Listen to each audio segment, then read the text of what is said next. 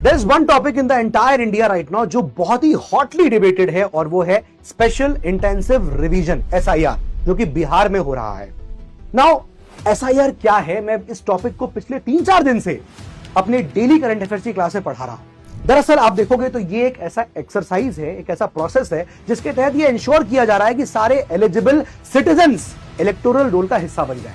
ये एक house to house verification है जो कि बूथ लेवल ऑफिसर्स करवाते हैं।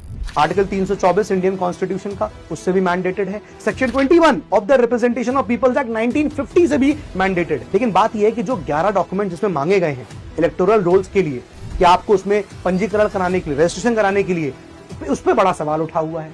एक्चुअली जब ये पिटीशन सुप्रीम कोर्ट में गई कि भाई यहां पर जो SIR हो रहा है उसके इंटेंट को लेकर सवाल उठाया गया है ना, कि ये सिटीजनशिप को वेरीफाई कर रहे हैं, इतना कम समय दे रहे हैं, तो सुप्रीम कोर्ट ने बड़े स्ट्रेट फॉरवर्ड रिमार्क्स दिए हैं, वो मैंने यहां पर कवर भी किए हैं। सुप्रीम कोर्ट ने कहा कि देखिए आधार कार्ड, राशन कार्ड, EPIC आप इनको भी इंक्लूड करिए डॉक्यूमेंट सबमिशन में कि इनसे भी काम चल जाएगा।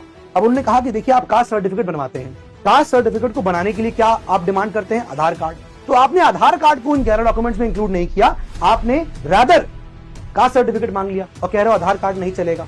तो यहां पर सुप्रीम कोर्ट ने कहा कि आप इसको इंक्लूड करिए। इलेक्शन कमीशन का काम यह है कि आप ज्यादा से ज्यादा लोगों को इंक्लूड करिए, ऐसा ना हो कि आपका काम एक बैरियर बन जाए, लोग डिसइनफ्रेंचाइज्ड हो जाए, ये नहीं होना चाहिए। बहुत सारी बातें ऑपोजिशन पार्टी बोल रही है कि यहाँ पर सिटीजनशिप को रीवेरीफाई किया जा रहा है, ये ऐसे एक्सरसाइज है, तो ये सब बातें यहाँ पर है। तो मैंने इन सब चीजों को डिस्कस किया हुआ है क्लासेस के अंदर। ऐसा ये एडिटोरियल था, मैंने ये एडिटोरियल भी डिस्कस किया गया है जहां पर सजेस्ट किया गया ECI को कि आप सुप्रीम कोर्ट के वर्जन को मानिए, ये टेक्स्ट एंड कॉन्टेक्स्ट में आया है, मैंने इसको भी यहाँ डिस्कस किया। जैसे फॉर एग्जाम्पल कि भाई is voting a fundamental right in India, तो मैंने कुलदीप नायर के केस को भी डिस्कस किया है।